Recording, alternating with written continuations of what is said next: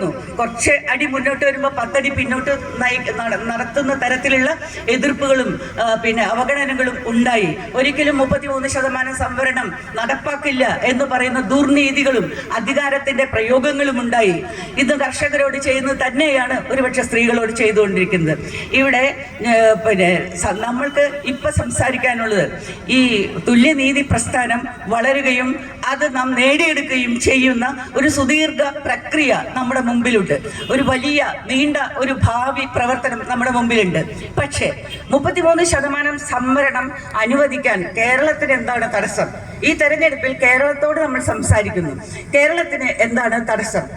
നമുക്കറിയാവുന്ന പോലെ ത്രിതല പഞ്ചായത്തിൽ 50% കൊണ്ടുവരികയും അതിഗംഭീരമായിട്ട് സ്ത്രീകൾ ഭരിച്ച് കാണിക്കുകയും അവർ മുന്നോട്ട് പോവുകയും സ്വയം ശക്തി ആർജിക്കുകയും സ്ത്രീ ശക്തി പോലെയുള്ള വാക്കുകൾ, ശാക്തീകരണം പോലെയുള്ള വാക്കുകൾ, അല്ലെങ്കിൽ സ്ത്രീകളുടെ കൂട്ടായ്മകൾ, അങ്ങനെ തുടങ്ങിയുള്ള വലിയൊരു ഇളക്കം, അത് സ്ത്രീ പക്ഷപരമായിരുന്നു എന്നുള്ളതൊക്കെ വേറെ വിഷയമാണ്. സ്ത്രീകൾ അധികാരത്തിലേക്ക് പ്രവേശിച്ചു എന്നുള്ളത് ത്രിതല പഞ്ചായത്തിൽ നമ്മൾ കണ്ടതും അത് വളരെ ഗംഭീരമായിട്ട് പ്രവേശിച്ചു എന്ന് നമ്മൾ അനുഭവിച്ചതും ആണ്.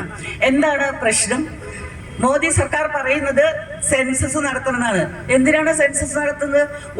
അവർക്ക് വോട്ടേഴ്സ് ലിസ്റ്റ് എടുത്ത് നോക്കിയാൽ മതിയല്ലോ, എത്ര പെണ്ണുണ്ട് എത്ര ആണുണ്ട് എന്നറിയാൻ. അതിനനുസരിച്ചിട്ട് 33% സംവരണം തരുന്നതിനെ ഒരാളോട് ചോദിക്കേണ്ട കാര്യം ഇല്ല എന്ന് മാത്രമല്ല, നമ്മുടെ വാക്കുകളൊക്കെ പെശകാട്ടോ. തരിക എന്നാണ് നമ്മൾ ഉപയോഗിക്കുന്നത്. ഇത് തരേണ്ടതാണോ? ഇത് നമ്മുടെ അവകാശമല്ലേ? അത് അവിടെ ഉള്ളതാണ്.